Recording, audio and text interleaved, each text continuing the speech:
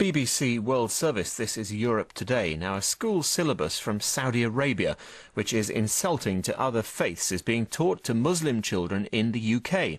The controversy is about textbooks being used in some part-time weekend schools attended by about 5,000 pupils. These schools are not state-funded, but questions are being asked about whether British children should be told that other faiths are, quote, false, and that the punishment for gay sex should be execution. The BBC's John Ware is the reporter who uncovered the use of the books in question. He joins me now live. What's the background to this, John?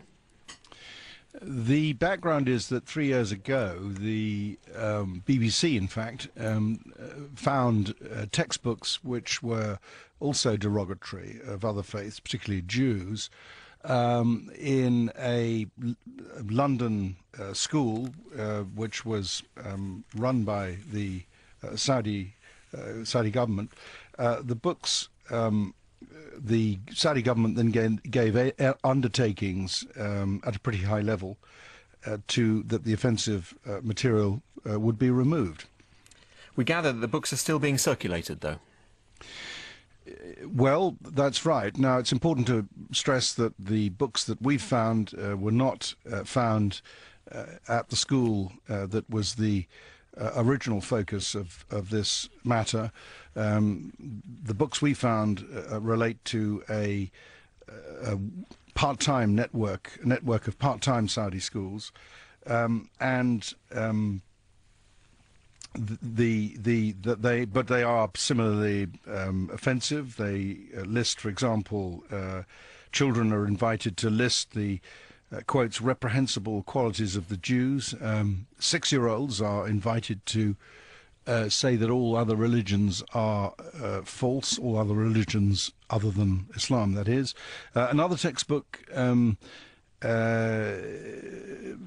describes for children how a thief's hand is cut off for the first offence, and then the thief loses his foot for a second offence.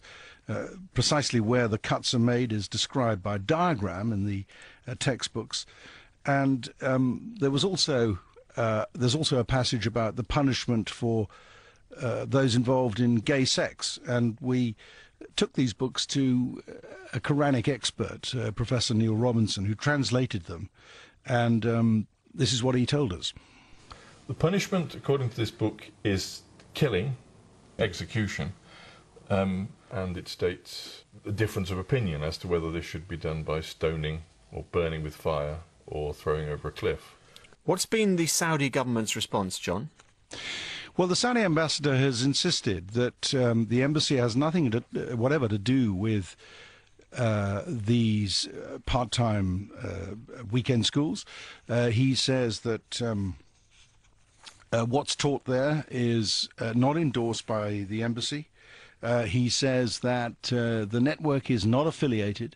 The embassy is not affiliated to the network in any way. The difficulty we've had is reconciling this categorical denial with the paperwork, with some of the paperwork we've got, which does show that the Saudi Cultural Bureau, which of course is a part of the Saudi embassy, has a role in organising these schools. Not only that, but our researcher obtained these books from a building which is owned by the Saudi government, and we also spoke to a director of the part-time schools network, and he in fact said that the Cultural Bureau, which as I say is part of the embassy, actually does have authority, and that was his word, over the schools. The Saudis did say that quite often this sort of historical stuff, these texts, which are passages, some of them are passages from the Quran, are taken out of their historical context. But it's hard to accept that for all the passages, because some of them relate to what is described as an ongoing plot by Zionists to ensure that Jews eventually get global domination. So there's obviously nothing historical about that. Are UK school inspectors involved in monitoring this?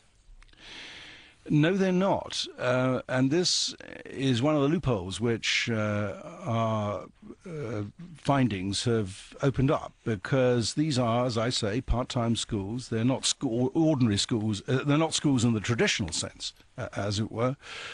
Quite often they're schools which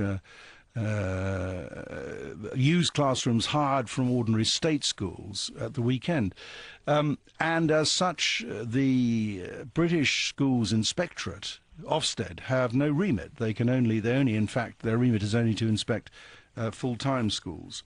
And you've taken your findings to the government? Yes, we've shown them to the government. The Secretary of State for Education, Michael Gove, made it absolutely clear that homophobic and anti-Semitic material simply would not be tolerated in British classrooms. I think one of the things we need to do is to look in particular at the material that may be taught in these schools and to give some consideration to how we might better inspect them. That's the British Minister for Education, and that was John Ware reporting.